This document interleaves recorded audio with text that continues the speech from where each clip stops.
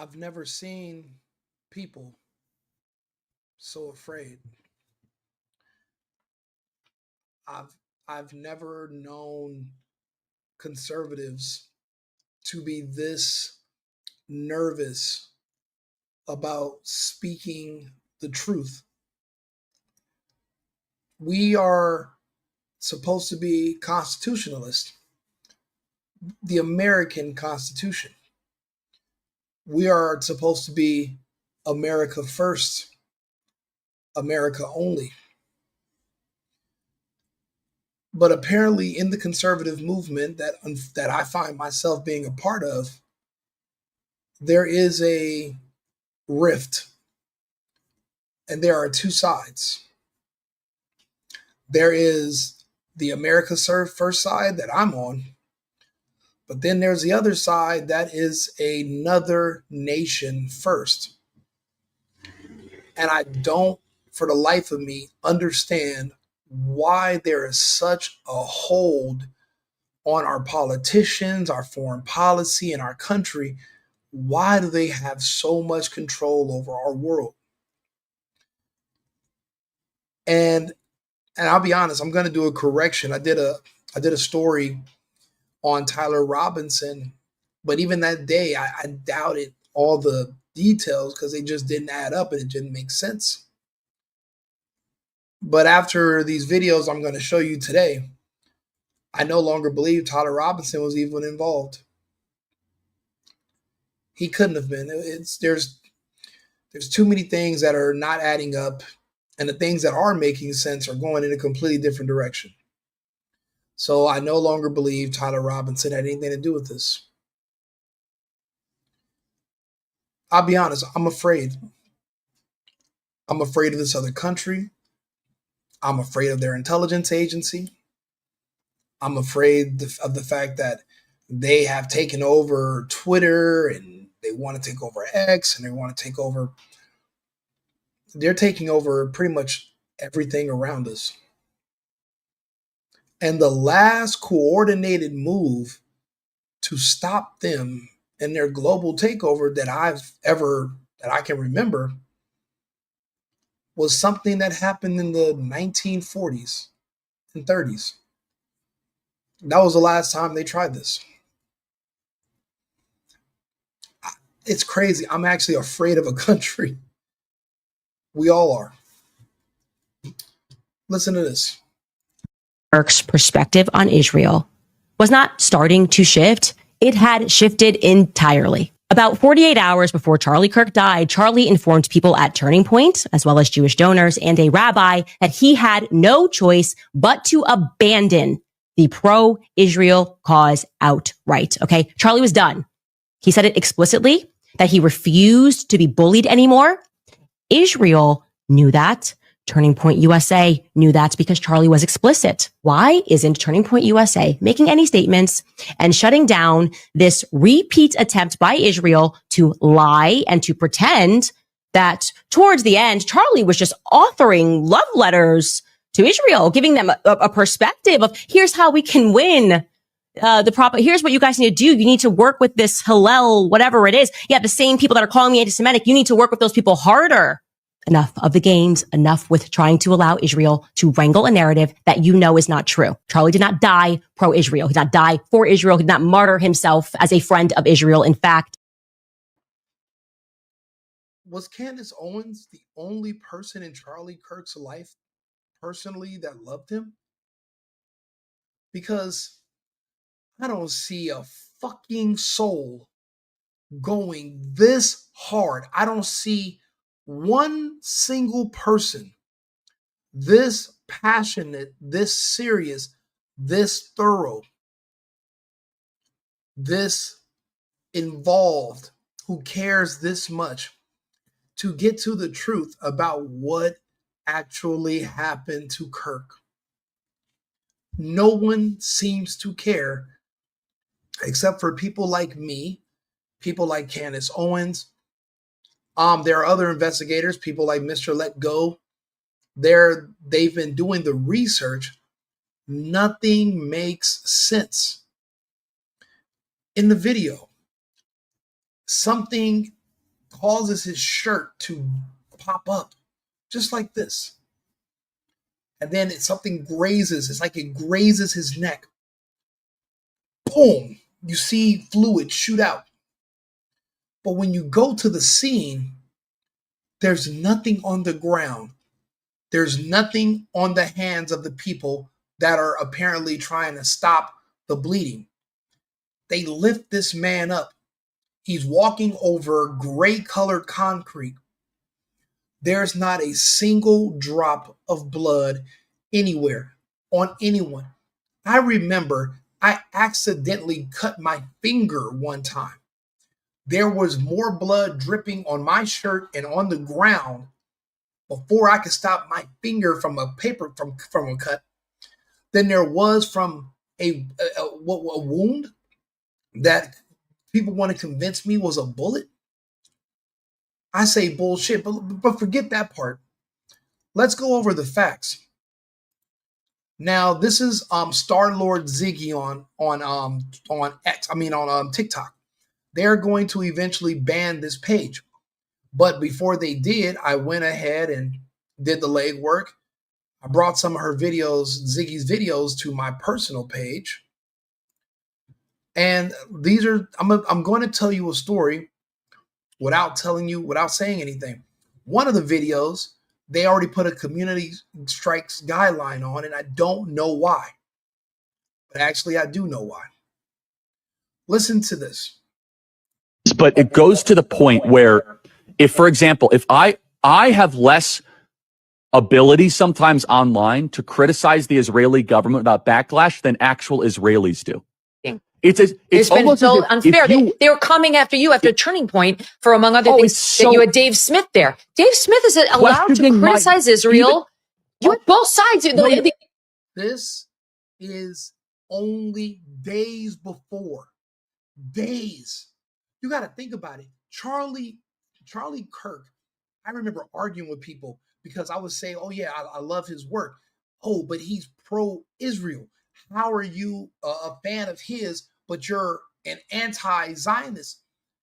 I'm not going to be 100% with everybody, but I remember that some of Kirk's arguments, he's an extremely smart man, very logical, reminds me of myself because we're men of logic. But magically, when it came to this one topic about this one country, all logic goes out the window and your brain has to turn off and you put on blinders and you can't see anything. That's the only way you could move forward supporting this one country. And I always wonder how Charlie Kirk could do it because he seemed like such a smart guy. Magically, something shifted in him. And this country was so threatened by what Kirk's shift that they literally replaced him and removed him from the scene. He's gone now. Our hero, because he would go and talk to people who we never would speak to. And he would speak to them logically, and he would try to bring sense into them. The Israeli side was overrepresented. Though. No, you're not allowed to. It's even worse than that. Like, I host a person that I moderate the debate of, mind you, right? And I give equal time to Josh Hammer. Equal time. Josh Hammer, if you guys are wondering, works for TP USA as well. But he is extremely pro-Israel. He's Jewish, I believe, himself. And Charlie Kirk was just the moderator. Just for bringing on somebody just for moderating a debate between somebody that's pro-Israel and somebody who's anti-Israel, they started threatening this man's life. I didn't even know that they had donors that were giving them millions a year.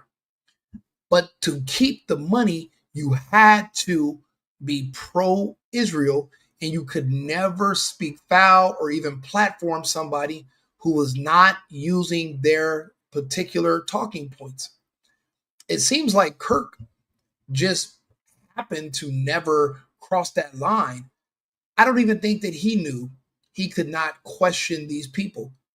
He thought that he was an American, and being a nationalist, America first, a person. He thought he had constitutional protections, freedom of speech. Even he was surprised to find out that there was one country and one topic that was off limits, even for America, that even according to Ron DeSantis, Greg Abbott, and our beloved President Trump, is the only thing that the freedom of speech clause in our First Amendment, it does not apply to. And that's just this one country that we all know that I'm talking about. To a pro-Israel advocate, and my moral character is being put into question.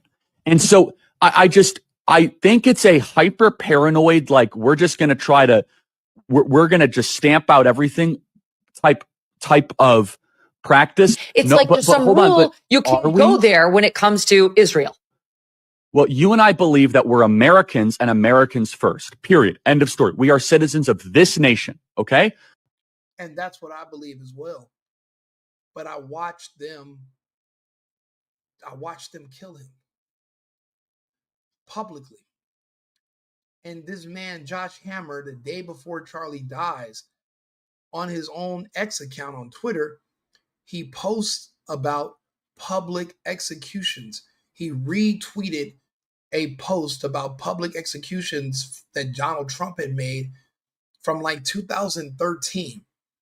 He posted it on his X, and then the next day, Charlie Kirk is publicly executed, publicly assassinated. That's right. Israel, we have funded, we have supported, not like we're going to, but we're like, honestly, the way you are treating me is so repulsive. I have text messages, Megan, calling me an anti-Semite, but my moral character is now being put into question, Megan. Not my decisions, not like, hey, are you doing this? Is it smart or is it dumb? But no, I am a bad person if I do this. And I could go, I mean, you saw it, Megan. It was trending on Twitter, thousands of tweets and text messages. It's offensive to those of us who have been out there defending them in many instances against critics on our own side. And now you have a couple of comments like, well, what about this? Well, has it gone on too long? The interview he's talking about with Dave Smith is the interview I'm going to play for you. Now, Josh Hammer is who Dave Smith was debating. This was on stage at a TPUSA conference not too long ago, right before they assassinated Charlie. Dave Smith destroyed. It's not hard to destroy somebody who's you're pro-Zionism, you're pro-ethnic cleansing, you're pro-violence and death and murder. It's not difficult to literally outwit these people. So what their claim to fame is we will buy all the platforms and we will silence you so that you can't speak at all. We will make it illegal for you to speak negatively about us. I've never known any other racial group in the world that was so coordinated with themselves. Like, I mean, they never splinter. They're always together. They protect each other. It's like they're one person. Is Israel an ally of the United States? No. Do you say Israel is not an ally? That is not an opinion that people hear a lot. Why is that? They have been constantly pushing America toward more aggressive policies, toward getting in more fights. And just like I always say, if you went out to the bar every single night with your friend, and every night your friend's trying to convince you to get into a fight, and while you're beating a lot of people up, you're also taking a lot of wounds, and you're going to jail, and you're getting in trouble, you got to stop hanging out with that friend. And so I think that, you know what? I also don't believe in welfare, and they shouldn't get another dime of U.S. taxpayer money, and they should not. So hold on. Their lobby should register as a foreign that's a good segue. Finish that. And they should stop blackmailing our politics. Got it. So back to Josh.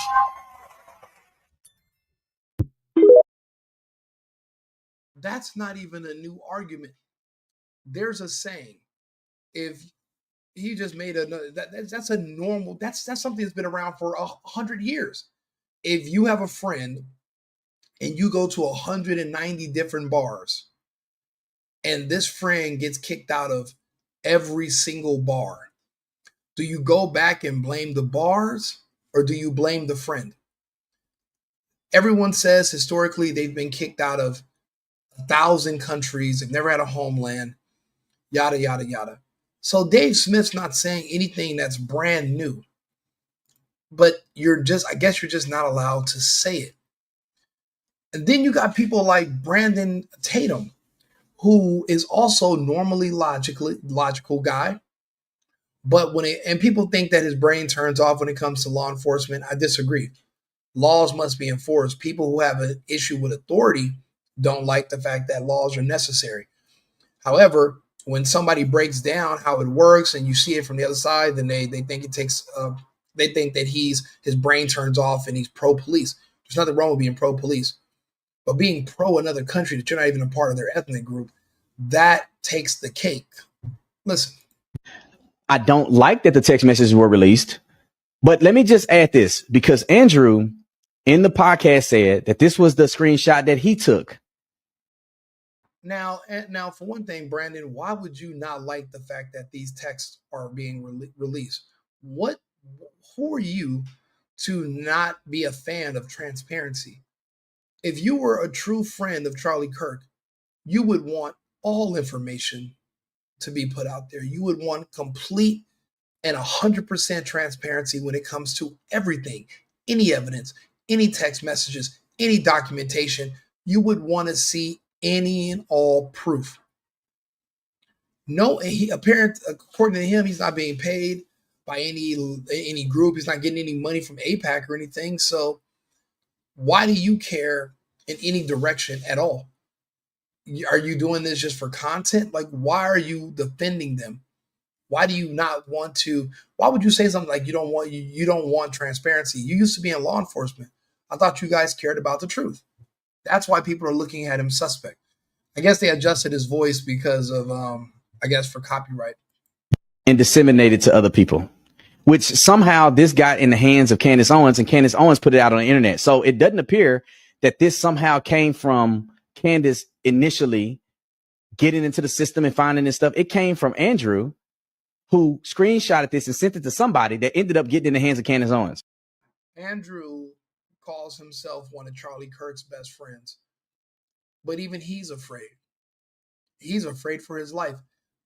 When you get to the point that you're so desperate that you start doing public assassinations, when you already have a history of doing that and you're sloppy with it, that shows that you're not as strong as you might think.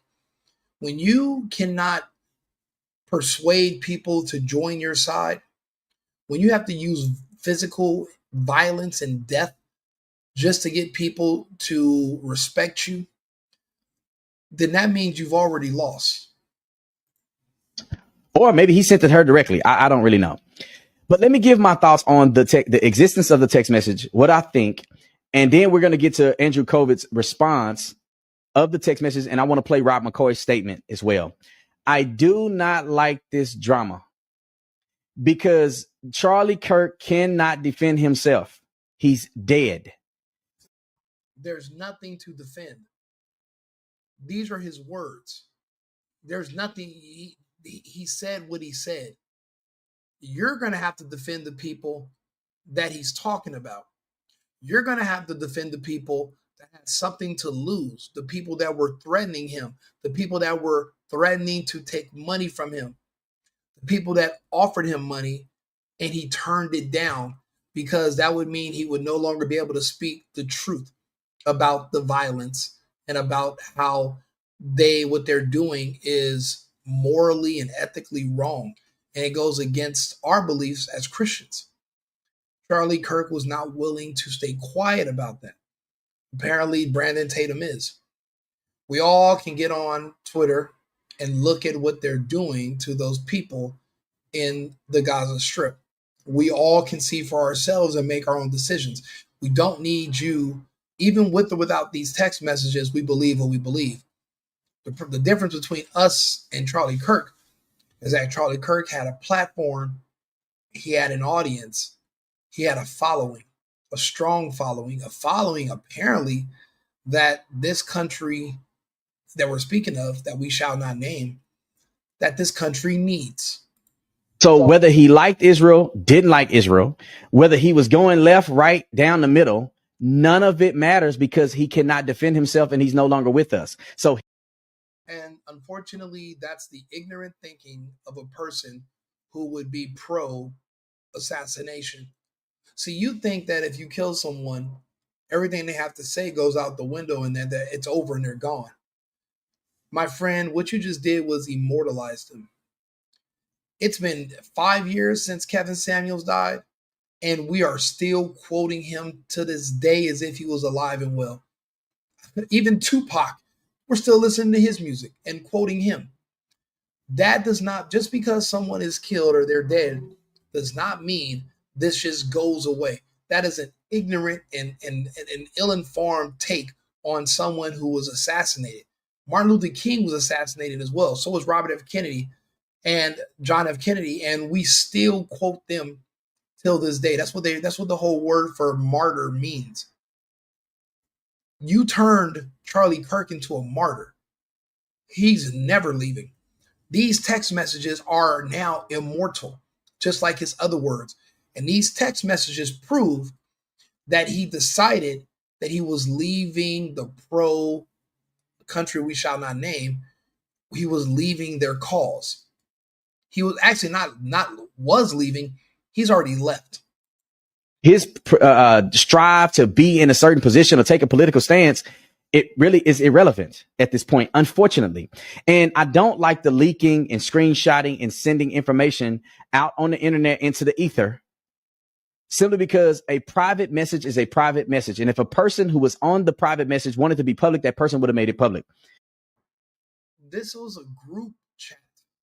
There were multiple people in this message thread. B. Tatum, what is wrong with you? You know, I used to respect. I remember when he first started. I was living in Arizona at the time too. And it was in 2020. I think he was still a cop. And he's screaming at the camera, and he was pro-Trump when everybody else was against him. And he was catching a lot of flack. But he was brave. He must be so afraid of this country that we shall not name that even he is afraid to speak up. You know, money is a terrible thing for certain people. Getting it is hard enough, but the fear of losing it will cause you to abandon all of your morals, all of your beliefs, and your moral compass will basically fail to function when you're afraid of losing money. I think that's where B. Tatum is right now. He's not being paid by Israel, but he's afraid that they'll come after him too. He'll be deplatformed, he'll be demonetized, and I think that's probably why he's running cover, so that they'll see the value in him and they might leave him alone. But if Candace Owens is afraid for her life to the point where she's setting up a dead man switch, where if something happens to her, all these documents go out to different reporters and different people, then we all should be afraid. If they could do this to Charlie Kirk in front of thousands of people and get away with it, then none of us are safe. And it's only a matter of time. But as Americans, are we good at living in fear of another nation? And I don't think we are. I don't. And unfortunately, when you die, you don't have a choice to make it public or private. So that's why I think it should remain private. Did this have anything to do with who killed Charlie? That's logically flawed. And yes, this does have something to do with who killed Charlie. This is literally the motive. These people were threatening Charlie because he had Tucker on his show. He had Dave Smith on his platform. They're threatening to take money. They did not want those people on there. This is what they call motive. Brandon Tatum, you used to be in law enforcement. This is what they call motive. We now have motive for why this country, this group, this people actually had motive to assassinate Charlie Kirk. Not saying they did, I'm just saying they have motive.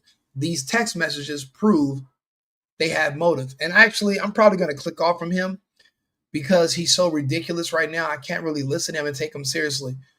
He has one more ridiculous statement to make that is nonsensical and illogical, and then we're moving on from Brandon Tatum, and I'm probably going to end up unfollowing him.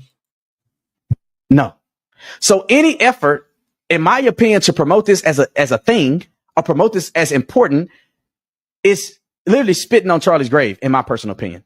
We shouldn't be wasting our time talking about stuff like this, but since it's out there, I got to say something about it. Okay. So let's get to the context of what it says. You know what's funny? He's saying all this BS, but he's actually going to, it seems, I don't know, I haven't seen the video. It sounds like he's going to read the text messages that he's saying we should not read and that shouldn't be public, but he's going to read them anyway. He's playing both sides right now. I like it a little bit, but he's playing a dangerous, very dangerous game. I don't see him as being somebody, the things he's saying is not lining up with who we know him to be. As a man who was a friend of Charlie Kirk, of course he knows what this, if he knows this is motive and he knows what these text messages mean. But let's see, he's going to read them out loud, and this is now going to immortalize these texts. These texts are going to now be immortalized. We're all going to know about them, and we're all going to make our decision on what to believe based on them. Here, it appears that Charlie Kirk in his message says that, and this is authenticated. It's an authentic message. So this is not somebody didn't fabricate this. This is what was said. Now, I don't think it has out of context because clearly it is just a few exchanges. Where's the rest of the messages at? Right. So what it says here, it says just lost another huge Jewish donor, $2 million a year because we won't cancel Tucker Carlson. Let me address that real quick. I disagree with anybody that says that it was a problem that a Jewish donor decide to go in a different direction with their money after having an anti-Semite on stage at Charlie Kirk at Turning Point events. It's a debate, and they're both Americans. I agree with Tatum though. As a donor, you can be mad and withdraw your money from whatever you want. But when everybody from this one group all collectively moves the same way, there's something fishy. It's almost like there's a hive mind. And is like when George, I remember George Carlin, he once famously said, "It's a big club and you ain't in it." I think that's what when you're from that country and you're one of those like one of those tapped in Zionists, they're a part of a hive mind. They're all one entity. It's just a big club and the rest of us are just on the outside. That's why we don't get it. This is not about if Charlie liked the guy or not. He can be friends with the guy all he wants. But when he's spewing anti-Semitism on stage and literally taking the next generation of young people in a bad direction, making them hate the government, making them question everything the government does. You're supposed to question everything. You're not supposed to just take anything for face value. But also, who are you to say what is anti-Semitic? What does that even mean anyway? Who are the Semite? Who are the Semitic people? What is a Semite? And what makes somebody an anti-person? How can you be against? It doesn't. None of that makes even any sense to me. I could be wrong, but if anybody has a critique, please leave me a message if you can explain it. But I don't understand. That's a problem. That's not what we need for the next generation. So if you are a donor and you're giving $2 million a year, and you got somebody on stage like this that's antithetical to the organization that you're supporting, I don't see there be a problem whatsoever with saying, well, I'm not spending my money in this way. Whoa. What do you mean antithetical to the organization you're supporting? How is Dave Smith criticisms of this country in the Middle East? How can that be antithetical to the organization that is hosting them? Are you saying that country itself is an organization and him questioning that country's actions is antithetical? I don't think Brandon Tatum understands what he's saying right now. I don't think if him and I had a conversation, he would be able to do this well. I think he's a smart guy, but, and that's the thing, he's a country boy. He's not necessarily somebody who you would expect to be this emotional or caring this much about this country that I don't think he's ever been there. Last I checked, he doesn't speak Yiddish. So what's his interest in it? We are Americans and we're capitalists. I think Brandon Tatum, in the back of his mind, in true black man fashion, is probably thinking to himself, shit, you can give me that $2 million. Shit, I'll take that $2 million and I'll dance around with a yarmulke on and go, yes, sir, Mr. Sir. That's what money will do to you. Money will do that to you. It depends on how much you value it. This is a man with a wife and kids. His wife's not trying to hear we went broke. He got mouths to feed. He's going to do what he has to do to keep money on the table. And if that means sell your whatever, you're going to sell it. You're going to sell the hell out of it. He brought up the $2 million. I think he's mentioned it a few times. In his head, he's like, shit, I do business with Turning Point. Y'all can give me $1 million. He wants, I think I'm starting to understand what his motive is and why he's saying all this. The money that the donors from Israel, from the country we shout out name, the money that was going to TPUSA from them, he wants that money to go to the officer Tatum store.com. He wants to take the place of CK and receive that money. And that's what Brandon Tatum's angle is, in my opinion. And this is coming from Rico Bobby. This is coming from the single boyfriend. I'm nobody. I make these videos. I have 9, 20, 30 people watching. And then people share these clips. But as far as I can tell right now, Brandon Tatum's angle is he wants to replace Charlie Kirk, where as far as the money he was receiving from these Jewish donors, if they don't feel comfortable giving the money to TPUSA, he's like, I'll be happy to take it and I will jump through whatever hoops for it. And I'm not mad at him. He's a capitalist. It's business. But, I mean, maybe Charlie wasn't really his friend. And I don't know why anybody would get upset with that. Just find donors that want to do what you want them to do. Why would you get mad at donors who don't want to do the things that you said you were going to do for them? I'm my own man. I do all my own stuff. This is all my money going. So nobody can tell me nothing. And I ain't taking no money for nobody to tell me nothing. But if I were... Brandon, shut the hell up. For one thing, your money comes from your clients and your customers and your fan base and people who donate to you. And they donate to you because you share their opinions. Don't lie to yourself. You work for the people that pay you. Don't lie to yourself, Tatum. To say, well, let's have an investment or investors. And an investor says, okay, Brandon, I really like what you're doing, man. I like how you stand up for Israel. I like what you do for law enforcement. I like how you're conservative. And I want to give you $2 million a year for the next 5 years to help you build your platform and help you build your company. And then year 2, I start platforming people who are anti-Semitic. I start giving credence to people who are saying things that are antithetical to the mission in which the donor started or the investor started with me on. And investors say, look, man, I don't want to invest in this anymore. Why don't we get mad at them? Well, don't invest for me. I'll find another. If you started off promoting a brand new company called, I don't know, Sonora Capital, and the people who like Sonora Capital are like, okay, we're going to give you $2 million a year.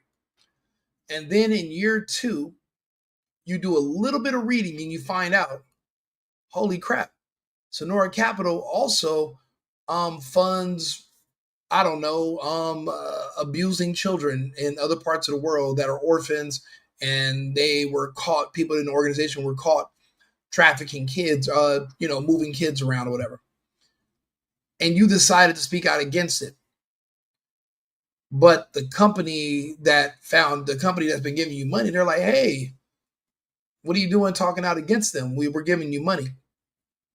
You're saying you would still keep the message the same after what you found out? Charlie Kirk found out something, and he didn't like it. Charlie Kirk was a man of God.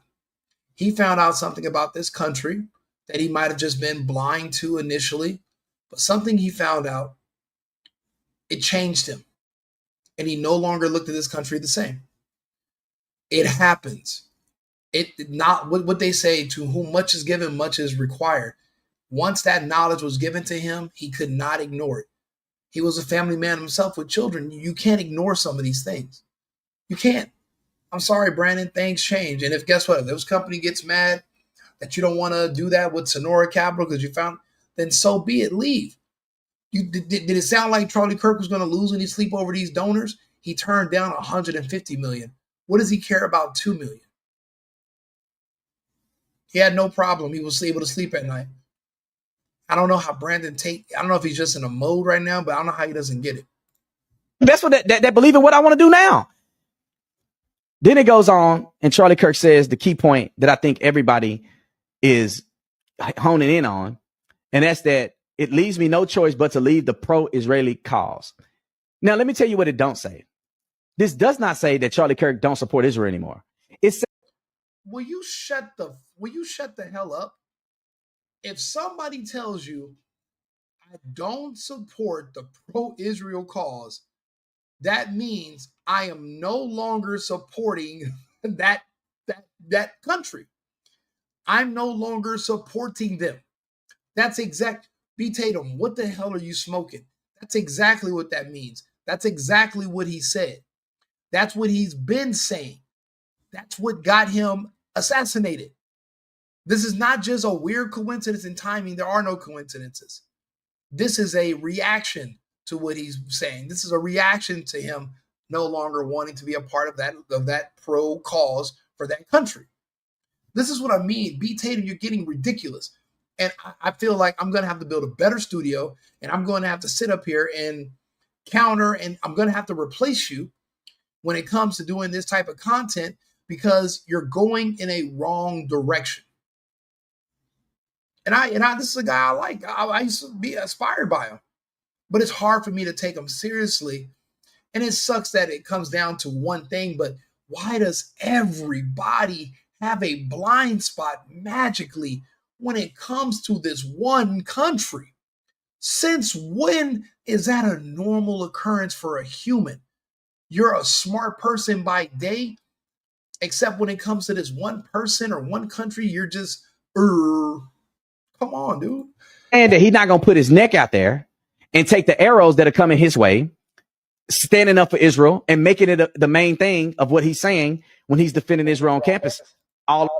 He's no longer defending. Could you not read? Now you want to pretend. See, this is what people have a problem with. Charlie Kirk let it be known he's no longer was going to be supporting Israel. They literally replaced him with his wife and some new wannabe Charlie Kirk, and they are going to take TPUSA and return it back to being pro-Israel, even though that's going against Charlie Kirk's wishes. But they do a takeover, and Brandon Tatum doing it right now. They're trying to pretend that, well, he did. Yeah, he says he didn't want to do it, but he didn't say it the way you should say it. What the hell does that mean? He said he doesn't want to be a part of it anymore. What are you talking about? Around the country. Now, I'm going to give my 2 cents. There is no donor. There is no pro-Israeli person that's going to make me change my position on supporting Israel because it's biblical. Unless the... Bro, stop it. Stop it. Stop it. Stop it. Even if you're not taking money directly, you are definitely going to benefit from not being demonetized because you're on the wrong side. And then also some people just not saying nothing is not an option as well. Oh, if you're on YouTube, like the video, whatever platform you're on, share this content. I'm going to bring some more clips up. We're going to let them talk for a few more seconds, and then I have some other clips we're going to go through. Bible change, I will never change my support for the state of Israel and its existence. I don't have to like anything Benjamin. The state of Israel and its existence and Zionism is nowhere in the Bible. It's not in the Bible. It's not biblical. You read it. You're misinterpreting. You're twisting the words. Who does? Although I think that what he's doing in the war is reasonable. I don't agree with everything he's doing. I think he should have finished the job 2 years ago. Now, finish the job. What does that include? To finish the job, according to Brandon Tatum and according to this country we shall not name, their military command and their government, to finish the job requires a complete ethnic cleansing. That means this other ethnic group who they have as prisoners in a 25-mile wide prison they must all be eradicated. They must all be deleted from the earth. That's finishing the job. This man is literally, in a roundabout way, calling for mass genocide, mass ethnic, whatever you want to call it. He's calling for it. That's sickness. You know, when I saw people that were celebrating Charlie Kirk's death, that's sickness. I remember, I'm old enough to remember when Hillary Clinton on video celebrated when she found out Gaddafi died. That's what really cost her the election. Not Donald Trump saying I'm gonna lock her up, not the hard drives. It was the fact that we all remember how she giggled like a schoolgirl when she was informed that someone had died, even if it's your enemy. I've had enemies. I've been to war against men, and I found out those men passed away. I never celebrated. I never once went out and had a drink and said, woohoo, it's a party. Death is a part of life, but death, there's nothing to celebrate. And it's a horrible thing that occurs, especially premature. So when this guy is celebrating death and these people are celebrating, you can't trust them. Hillary Clinton celebrated death, and that's why collectively as a country, we chose Donald Trump. Matter of fact, I remember when what's her name, Judy Beth Ginsburg, his worst enemy, the one of the first Trump derangement syndrome people that was a judge. She hated Trump's guts, and when Beth Ginsburg, or I forgot her, I think it's her name, when he found out about that she died, he said, "You know what? I'm sad to hear it. She was a good person. She was a great judge, and she will be remembered." He didn't chuckle and giggle and do his little dance. He didn't do any of that. There's different types of people. No one can respect people that celebrate other people's death or even promotes it. Promoting the death of an entire ethnic group and finishing the job, that's the equivalent of Hillary Clinton laughing when she found out Gaddafi had been killed. Of course, it's easy for me to say sitting behind my desk in the United States of America versus being the president or prime minister of a major country that's in the middle of conflict with just about everybody that's around. I would never change my stance. I don't care how much backlash y'all do. I don't care how much $7,000 messages y'all put in the chat. I laugh every time you put that in the chat. Do you think that bothers me that you say I'm getting paid $7,000? I don't bother me because ain't nobody paying me nothing. And to be honest, if they wanted to pay me to say stuff I'm already saying, where can I find that check? I'm going to give a bonus to. Culturally, it's going to always come down to the money with certain people. That's just, I'm not going to say it's necessarily just because of his culture. It's kind of an American thing. Maybe that's why they have such a hold on us or over our people. But it's embarrassing though. This is just like, when it comes down to seeing little children being blown up, and you're worried about the dollars and cents hitting your account so you can keep your house and your cars. I mean, it's just, you just value life different. Yeah, we're not seeing the kids getting blown up right here in America, but we know what's happening. We were able to see the footage. And what he's basically letting it be known is that he's willing to say whatever you need him to say as long as you keep that money in there, and he's not worried about it at all whatsoever. Heartbreaking. Every single person that worked for me, every $7,000 check I get, that's what I would do if they were to give me some money. They ain't give me no money. That's why I ain't got to be mad at nothing. Y'all can keep saying that old weirdo stuff. I'm going to keep growing.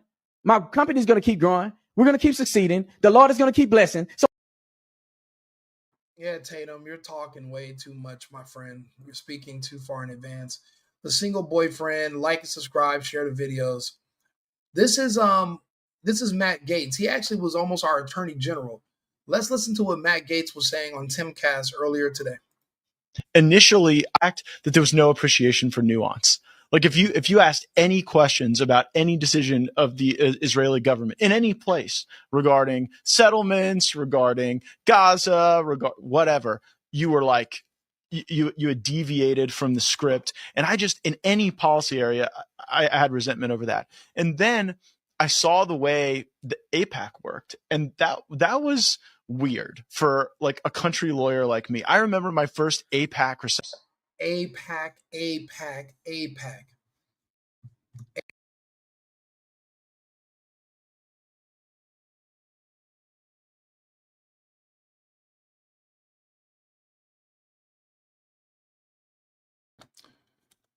Ted Cruz, APAC. I guess this is probably why they wanted to shut down TikTok, because you can kind of search stuff quickly. This is what Ted Cruz thinks of APAC. Ted Cruz, APAC, Tucker Carlson. Who the fuck are all these weirdos, and why are they showing up?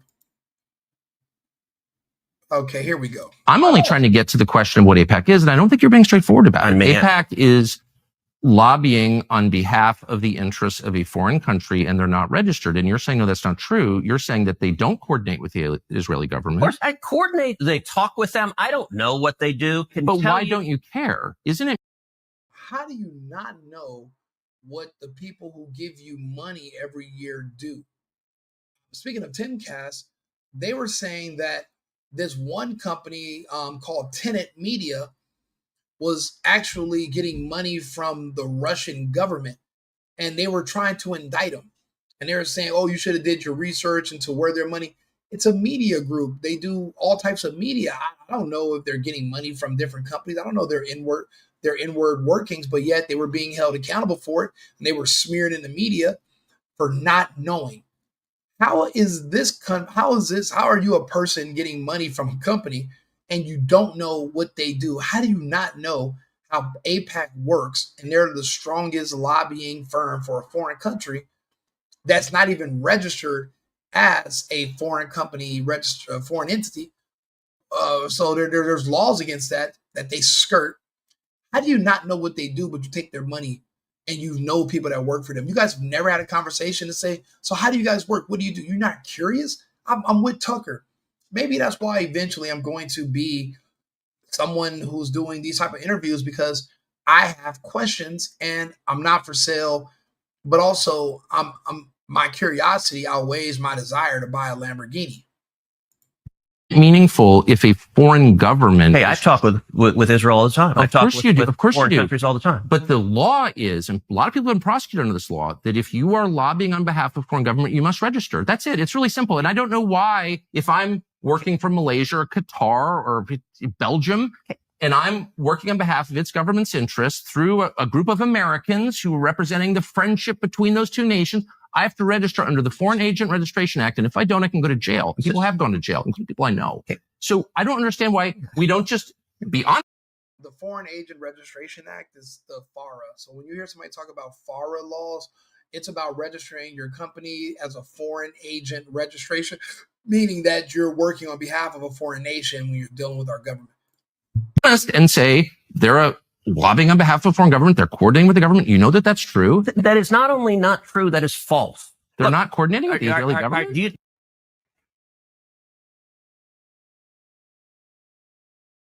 I've never taken money from the Israel lobby. Have you? Taken money from the Israel. From APAC. So APAC raises a lot of money for me. Here, I love Tucker. He's asking him about APAC. And we just got done letting Brandon Tatum spew his bullshit about APAC. But let's see what Ted Cruz. Why doesn't Ted Cruz know anything about APAC, but he's getting money from them? Why does everybody's brain turn off magically? Like, he's not walking into traffic, he can give speeches, but when it comes to this one country, his brain just malfunctions. What's going on? But it's actually a Israel lobby. Have you? Taken money from the Israel. From APAC. So APAC raises a lot of money for me, but it's actually a misnomer because the people who raise money are individuals. Right. So it's not the PAC itself, but they're individual members who believe in the American-Israeli friendship and relationship. Is APAC a foreign lobby? No, it's an American lobby. It's the APAC stands for the America-Israeli Political Action Committee. What does it lobby for? So, to be honest, not a whole lot effectively. Listen, I came into Congress 13 years ago with the stated intention of being the leading defender of Israel in the United States Senate. Great. And I've worked every day to do that. APAC, a lot of times, APAC, I wish were much more effective. Like, you're a senator from Texas. Why in Sam Hill is lobbying to help another country in the Middle East? Why did he not say that? Am I hearing things? Stands for the America-Israeli Political Action Committee. What does it lobby for? So, to be honest, not a whole lot effectively. Listen, I came into Congress 13 years ago with the stated intention of being the leading defender of Israel in the United States. Why was that your stated intention, to be the leader of protecting Israel in the United States? Why? How do you develop an interest in that out of the blue? You're from Texas. You're not even Jewish. How does one magically how does that become one's stated goal, and why? I wish Tucker would have said, why is that your stated goal? Let me type that in the comments on this thing. Why is that Ted's stated goal? Exactly. It's you got to follow the money. It seems like this is all about money, but it has to be something deeper. 13 years ago with the stated intention of being the leading defender of Israel in the United States Senate. And I've worked every day to do that. Why are you working every day to defend interests, to defend this country? Why in the hell? What's going on? AIPAC, a lot of times,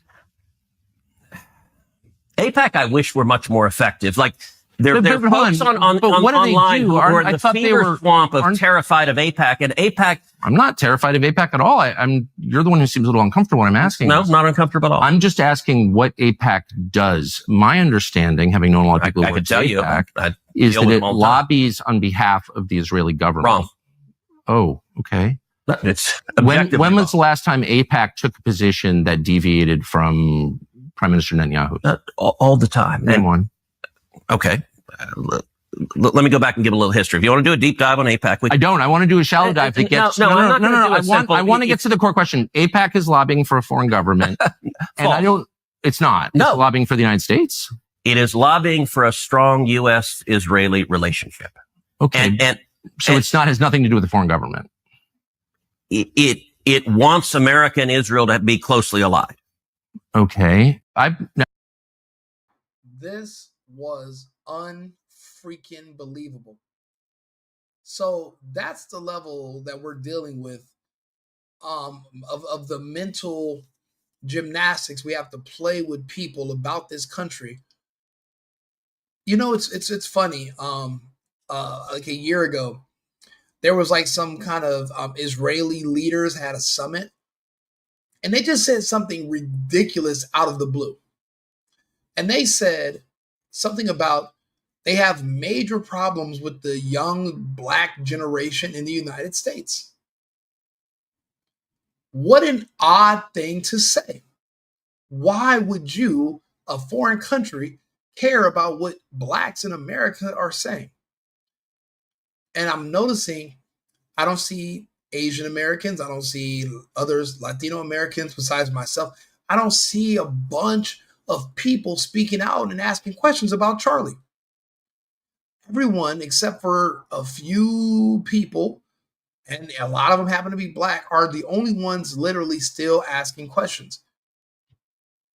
And Myron Gaines is black, Andrew Tate's black, and these are the people they were blaming now for why they lost the election. I'll give you an example. The major problem of Israel is with the young generation of the black community. We don't control our country. The Zionist state does. Can we get out of this? Yes, we can. We're pretty good at... Donald Trump converted to Judaism 2 years ago.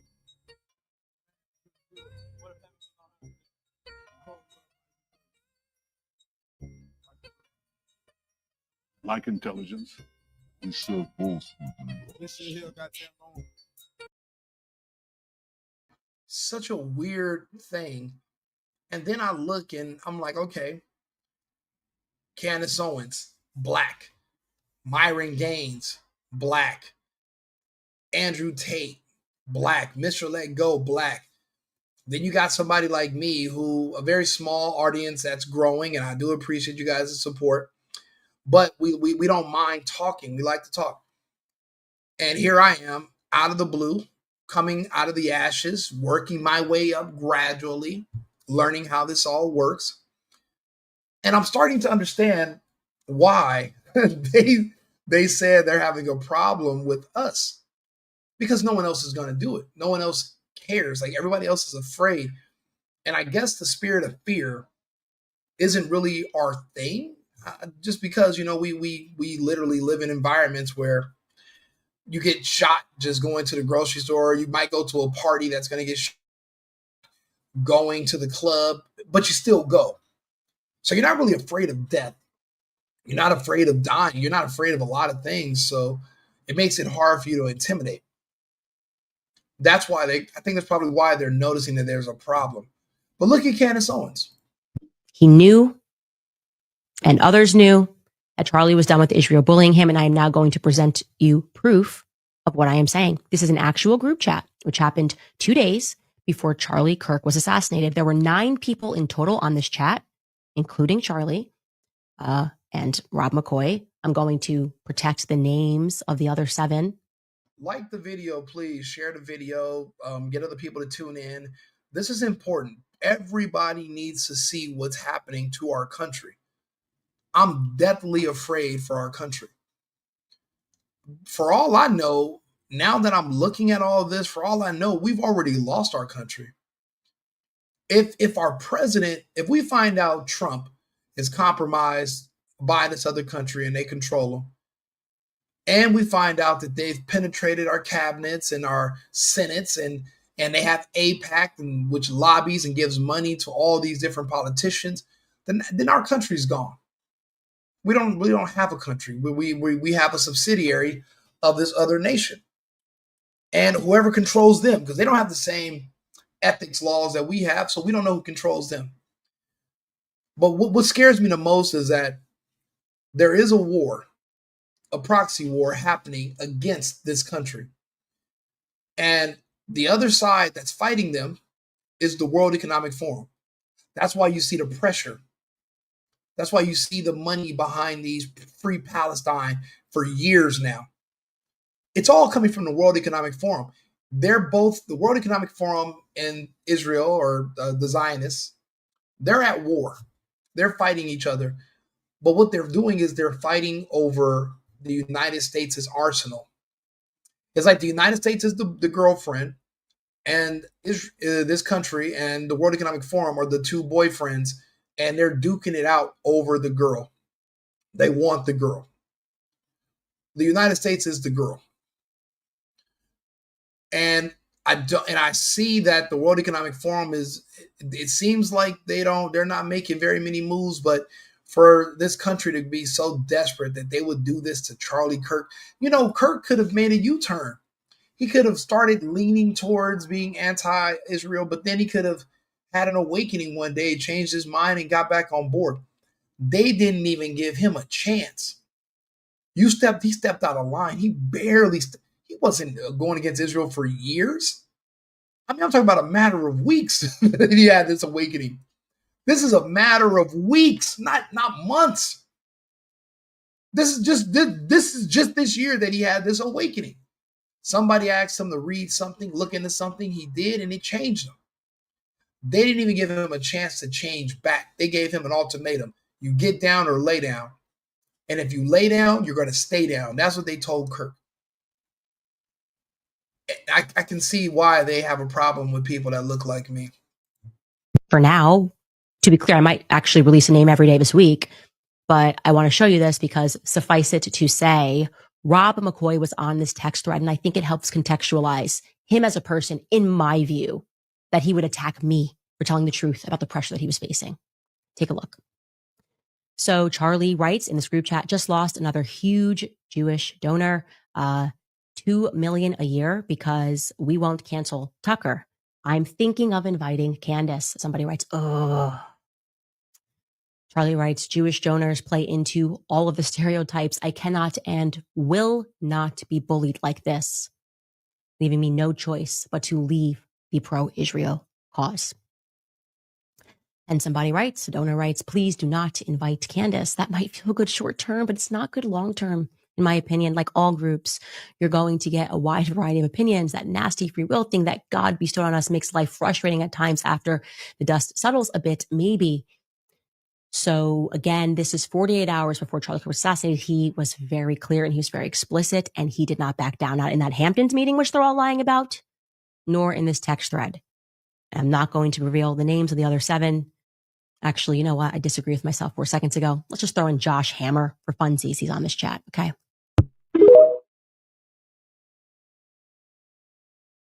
He knew, and others knew. This is amazing. This is amazing. This is groundbreaking. This is groundbreaking. And we all need to pay attention to this. We all should be deathly afraid of the Zionists, but we all should pay attention to what Candace is saying. She's making the sacrifice of a life. She's a woman with children. She's a mother. And I'll be honest, in my personal opinion, Charlie Kirk was the love of her life. Her and Charlie would have been married by now if they, in my opinion, the Zionists and maybe even Trump, they sent Erica Kirk into his life. And she derailed whatever plans Charlie Kirk and Candace Owens would have had in the future. She was supposed to be his wife, not Erica. But now you start, everything about Erica looks like she was planted there. And she is completely putting TPUSA back into the pockets and back on track to supporting Israel at any expense.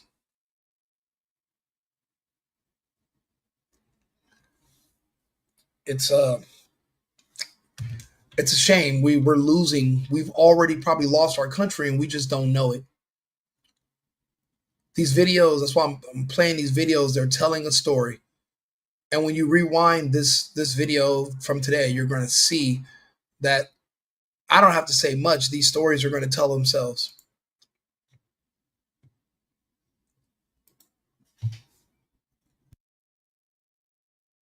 Told me off record. 2 people, 3 people told me off record. 2 people who have this in a written communication from Charlie. One who is a Turning Point USA donor, and I would say very much one of the white knights in this. The very day before Charlie Kirk died, he expressed that he thought he was going to be killed. He told these people, I think they're going to kill me. Okay. He did not express that to me. So I am telling you this based off the testimony of 3 people. And I am saying this because I hope that these people who I think are good will be inspired to come forward with that. Again, those conversations I had were off record. I honor that. If I say it's off record, it stays off record. But I'm hoping that watching what I am doing and feeling the energy that is rising across the world for people who want to know what the heck happened on 9/10, that, you know, they will be brave and they will say, yeah, Charlie did the day before he died think that he was going to be killed, and maybe tell us, who is they? Well, for once and for all, who is they? Who is the they that he thought were going to kill him? Now, to give the obvious answer to federal informant Nick Fuentes' question, the reason that I waited to reveal the text messages is because I'm not a child. Okay. Like I said, I have a lot more. I'm an idiot and I have self-control, and I understand that time is always going to be on the side of truth. Time is on the side of truth. Liars know that that's the reality. Liars know that they have to speak quickly, that they have to speak repeatedly. And I wanted the world to truly understand just exactly what it is that we are up against. Okay. People that I deem to be mentally and spiritually evil. Okay. Evil in the true essence of the word evil. People who knowingly lied, instantly lied, repeatedly lied, and continued to do so without a trace of shame. Okay. Without a trace of shame. I mean that, right? I really do mean it when I say that you have to be someone that is, or maybe rather someone that is possessed by something that is less than human, subhuman. I'll be honest, when she talks about, you know, when I said that this group from this other country, it seems like they behave like they're a part of a hive mind. Like, for example, when you say they make a less than a less than 0.5% of the population of the country, but they make up more than 50% of all of our billionaires. That shows a level of coordination. But humans just naturally have never successfully been able to coordinate that well together because they usually branch off, they have different interests. But this particular group, they seem to defy all odds, like they work like a part of a hive. But is it a hive mind? Is it a spiritual hive? For everybody, like I meet people that are brothers and sisters that are from the same family. You can have 4 children, and all 4 of your kids will be completely different. Imagine having 4 kids, and they're all on the exact same page and wavelength, and they work in sync with each other. They can go to different countries, coordinate with each other. That's not natural. It's like there's something wrong. There's something here, and they don't want you to talk about it too much because eventually you will figure out that there's something going on that you didn't know about. There's something happening, and I don't know what to say about it. I don't know what's. We all should be afraid. I put it that simple. Because if they lose, you know how it is when you're fighting over a girl. What do some of these guys say? They say, well, if I can't have her, no one will.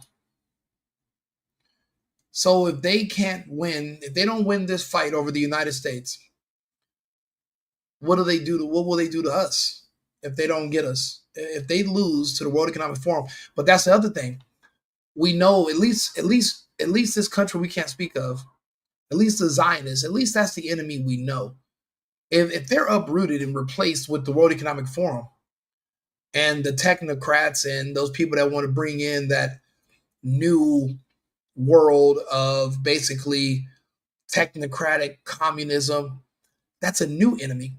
So do we swap out the enemy that we know for a new enemy that we don't know? And you got to decide which one's the lesser of two evils. Like we're getting into. That's why I'm going to go on someone else's live and we're going to talk about this. Sometimes me talking about this alone, I really do want to bounce ideas off of other people. But there is something that's happening right now, and this country is deathly afraid of losing us to the point that they would do a public assassination of Charlie Kirk. I mean, I never thought I would be saying those words, but yet here I am. And this woman, Candace Owens, yes, she's married now with kids, but you can tell she loved Charlie. She loved this man so much. I remember I used to watch them together and their chemistry, and I could tell they were in love. And I was like, man, that must be you meet a woman and you guys are on the same wavelength, and you know, she's beautiful and she's smart. And that's hard to find. And then you know what happens when he's dealing with Candace Owens? They throw a curveball at him called Erica. I'm gonna let her finish, and we're gonna go to check that out. Human to do that. There's no humanity in you. That is why I named Josh Hammer. I believe he is a deeply disturbed man. Think about that. Now that you have those messages, okay, let's put this in the context. Just a few hours before I dropped that text chain, Josh Hammer was concerning himself with what he's been doing since Charlie caught the bullet in his neck. He has been spreading lies, saying that Charlie never flinched on Israel, right? Charlie never flinched. Oh my God, these people like Candace, they're lying. 48 hours before Josh Hammer was on that text thread. Now, do I think Bibi called Josh Hammer and told him to deny what? No. That's the thing. I don't think someone's telling them what to do, but they're all moving in sync. Like there is a connection, whether it's a mental hive mind, there's something that's connecting all of these people from this group, and it blows my mind. I don't get it because it's not normal. The rest of us humans don't share it. We don't. Don't get me wrong. I see a lot of black people, they call everybody racist. I'm like, who's telling you to call everyone the same? How are you guys all coming out with the same determination? Everything's racist. I see that sometimes and I think I get hive mind vibes. But this right here with this country, it's even more hive mind than that. It's even more. That did not stop him from keeping up the propagandist effort when he went on a show yesterday before I dropped the messages and said this.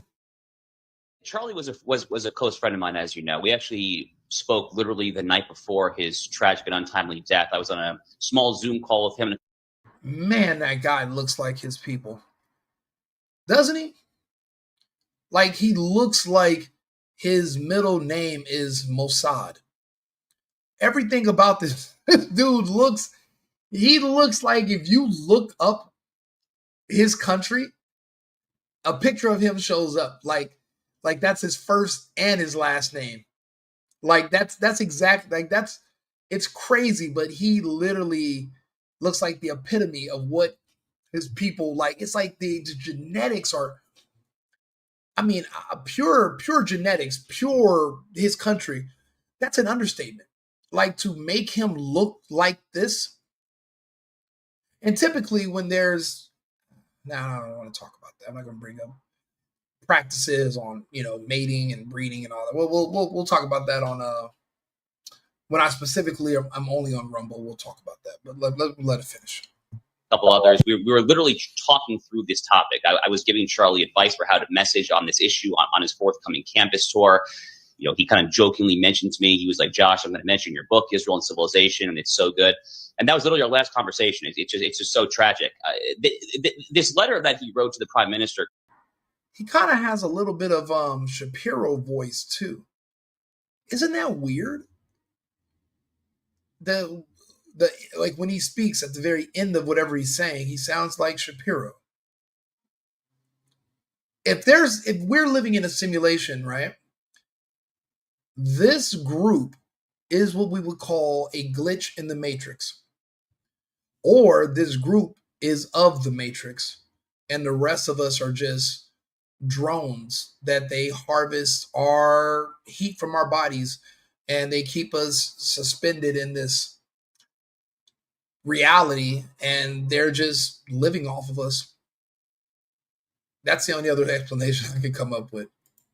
Chris, I read back in June or July or so, and there were so many people in the aftermath of his horrific assassination, Candace Owens, folks like that, who were saying that, Charlie was turning on Israel. He was ready to sell them out and renounce his life's work of sincere and genuine friendship with the Jewish people and the Jewish state. But this letter that he wrote to Bibi Netanyahu, Chris, literally begins. The first sentence of the letter is, I'm paraphrasing here, but it's a close paraphrase.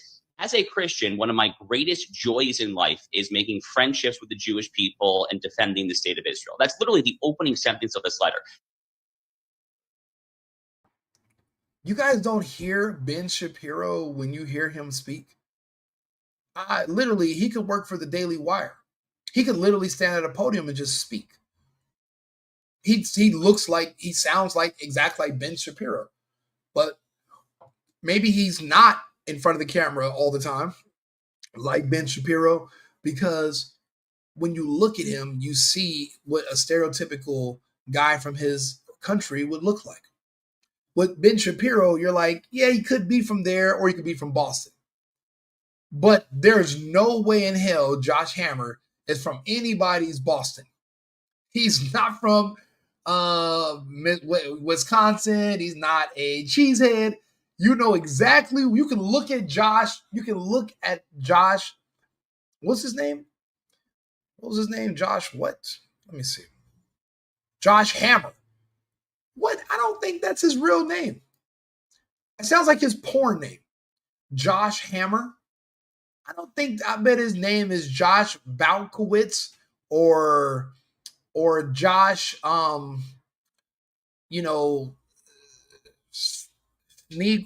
something with an S. Definitely something with an S. Definitely not like his last name is not Hammer. Maybe Schultz or something like that. But I don't know what Josh Hammer's real name is, but I doubt his last name is Hammer. Filth. Okay? Absolute filth. I don't understand it. I can't comprehend it. Whatever that is that lives in him does not live in me. There's no truth in him. Obviously, there's no truth in Josh Hammer. Because they're not, whatever he is, whatever they are, if we're all humans, there must be different types of humans. Maybe there are different species of humans. Maybe there are different humans that, even though we all look similar, we have something genetically different in our brains or inside of us, but we all can't be the same. Think about it. There's like 300 different variations of grasshopper. There's not just one grasshopper. There's all different types of grasshopper, but yet we just happen to believe there's just one type of human. What if there are different types of humans? I see people every day that I'm thinking, I swear they're NPCs. There's no way this person is like me. I live in the real world. Every day I have to put things together. I have to work. I build. I can't just zone out and just veg out and just fly off into the ether and still be alive. No, I have to do things to build. There are people that are still out here and I'm like, well, what is this person? What's making them? I don't get it. I think there's different types of people. I really do believe that. And she's right, because whatever's in him is not in her and it's not in me. But I'm noticing a pattern amongst people that look like me. But only certain people that look like me, not the ones that you're watching on World Star Hip Hop. I'm talking about me and Candace, Myron. I can't even put B. Tatum on that list, but maybe he is on the list. I'm not going to write him off completely because anybody can change. He can have an aha moment the way Charlie did. I just don't know if B. Tatum can afford to have it, because now that he's been making more money, when you get used to the money, you can't take the money away. That's the hard part. Once you get addicted to it, it becomes a part of your genetics. It becomes a part of your DNA, like heroin. You can't kick the money. You need it. So, but there's just something in us that's not buying what he's saying because it's not true.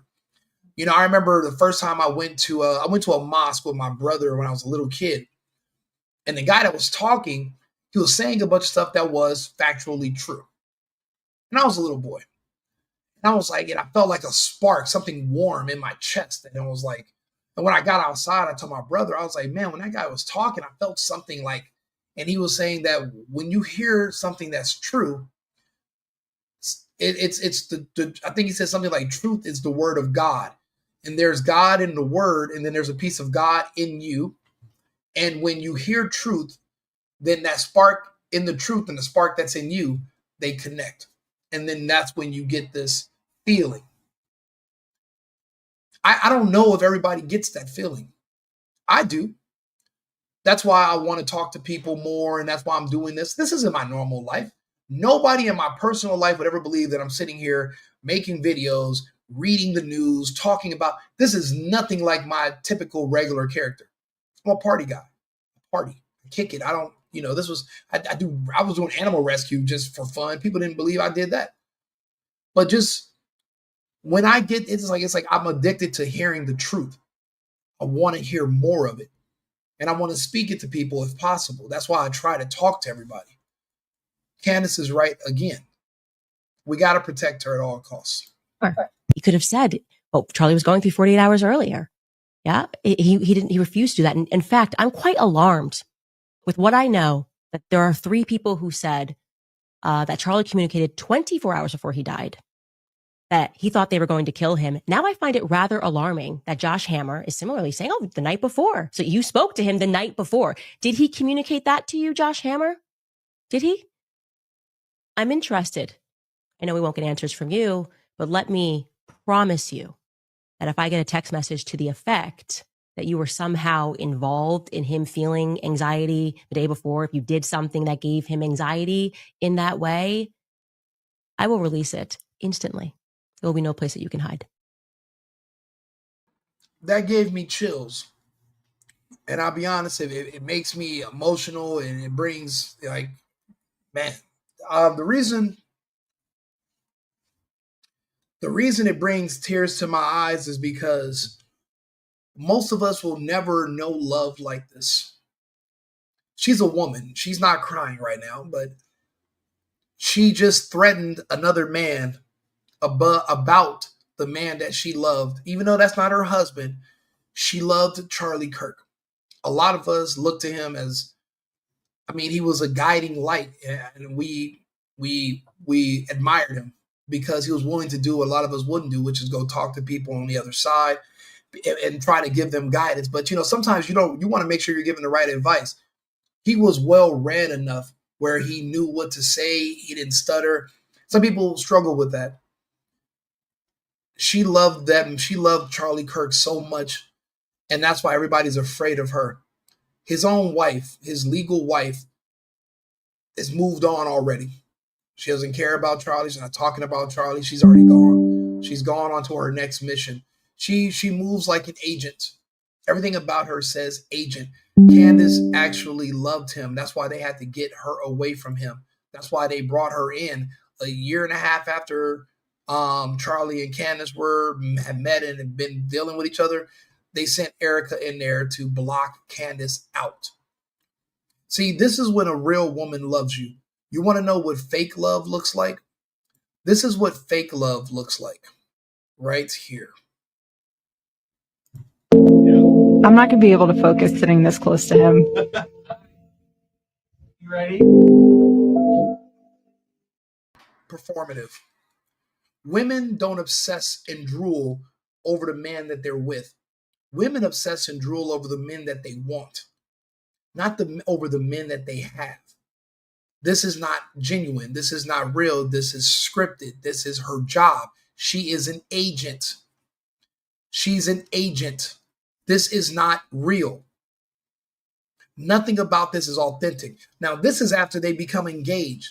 You don't stare and gaze. This is when somebody is your target. This is when you're being paid to love a man. We all have known women like this. They have something they want from us. Women are very goal-oriented. This is how women have survived for 100,000 years. They find men, they latch on, and we take care of them. But then there are other times where another man controls a woman and he can send that woman to another man and put her on him in his life, like a Jenny Bezeret from the movie Dune, where they can influence you. They whisper in your ear. They can guide you and tell you what to do. But the whole time they're playing you for another man. Like in the movie Casino, like you've seen this countless times. The husband passes away. The wife is married within a month. There was always another man there. Charlie's even confused by her behavior. It doesn't make sense. I see you every day, but you're pretending to be so in love with me. You're a beauty pageant winner from that used to do beauty pageants. You traveled the world. You used to live in Romania, and you had a nonprofit that they're trying to link to of moving children around. And you were kicked out of Romania after owning your own nonprofit, after being a beauty that was doing worldwide pageants, and then all of a sudden you show up in Arizona asking for an internship. But then after that, you go to the Hamptons. If you have money to go to the Hamptons, your mom works in tech for some defense company. Your dad used to work for Raytheon and the government, but yet you need an internship for TPUSA. Somebody put her here. She was sent to him. Look at how she behaves now. Look, this is not real. This is real. Candace Owens is real. That's real love. With Candace Owens, how she's talking to the camera about finding out who did this, that's real love. This is not real. What? Hello. I'm not going to be able to focus looking right at you. You're not sitting across from Brad Pitt. What do you mean you're not going to be able to focus looking at him? But guess what? If she had a chance to sleep with Brad Pitt and did, the next day she would not do an interview and say, I can't sit across from you. She would say that the day before. But now you've had Brad Pitt. You're not going to still say that again. This is after they've been seeing each other for, This is after they've been together for a little while, only a few months. This is performative. This is all a show. This is the Truman Show around Charlie Kirk. Now it's the Erica Kirk Truman Show.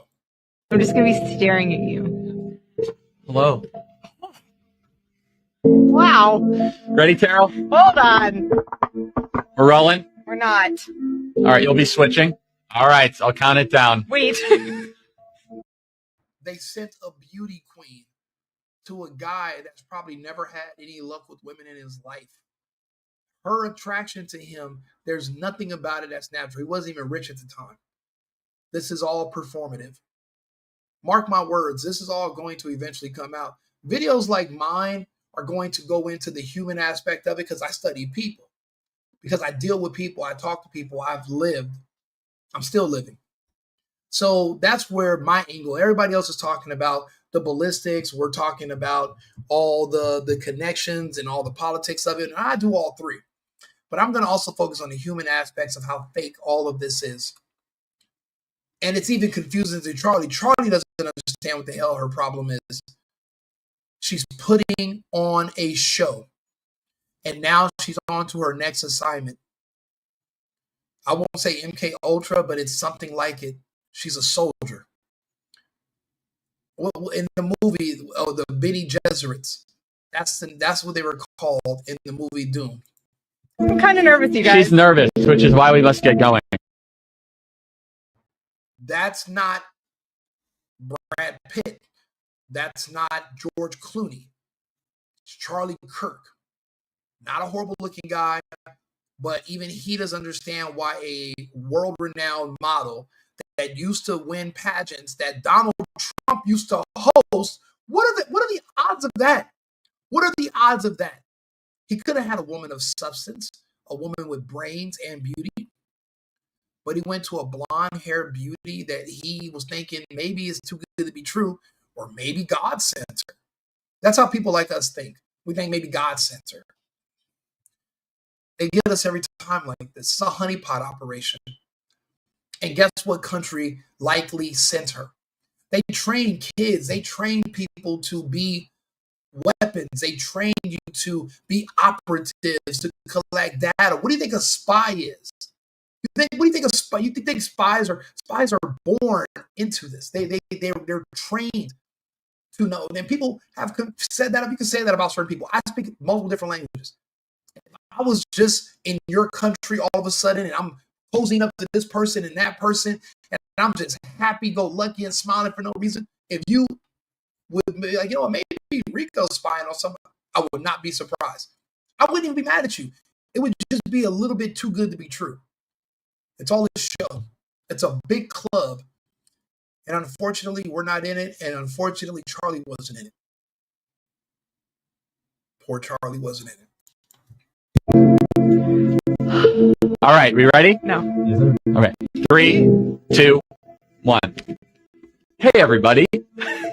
Welcome to this episode of the Charlie Kirk Show. You're going to have to do it again. She's pretending to be, oh my God, you're so innocent and so happy. Oh. This is all a show. Look up Erica Kirk, Romanian Angels. Go to your phones and look it up. Erica Kirk, Romanian Angels. I wonder when Charlie found out about her past. Is that why they pulled the trigger on Charlie? Is this what something? Yeah, this new revelations triggered it, but maybe it was just an avalanche and it all hit at once. I'm talking about those text messages. He was gone within 48 hours. But look at her. She was already doing a speech about him a couple of days later. She's not even crying. Well, you got to watch those videos. I did a video about it yesterday. You'll see the clips in my shorts too. You have to watch it. Introduce yourself. Is that what you're going to say?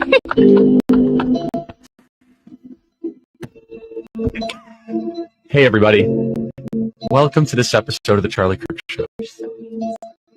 I'm engaged. She's whispering to him, "You're so handsome." I've been engaged. I have girls that I'm dealing with, that I'm friends with, that have been Team Rico for over 10 years. everything I do, they watch, they listen, they love. And I ignore them most of the time, but we're still friends. They don't even talk to, they don't act like that with me. That's not how women act in nature. This is how women act when they're actresses on a movie or on a TV show, when it's brand new, not after you've been with somebody for a while. Most women, especially even when you're engaged or when you're married, they hate their husbands after a while. And that's how relationships go. You fall in and out of love. Think about it. I'm not hungry right now, but early before I ate, I was starving. It comes and goes. That's how love is. It comes and goes, just like hunger. It's a fleeting feeling, you know? It flees. None of this is real. None of this is real. Candace is real. This is fake. Would you like to introduce yourself, or should I introduce you?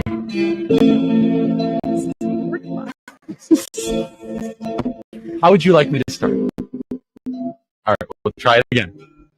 Hey, everybody. Welcome to this episode of the Charlie Kirk Show. Joining me is the most special guest, my fiancée, Erica. Welcome to the Charlie Kirk Show. I'm pretty sure she already knew what his fate was going to be, even in this interview. She knew it was going to be temporary. And she was the best actress she could be. We're going to finish this episode off by we're going to let Matt Gaetz finish speaking about AIPAC, since we did that dive and went and talked about it.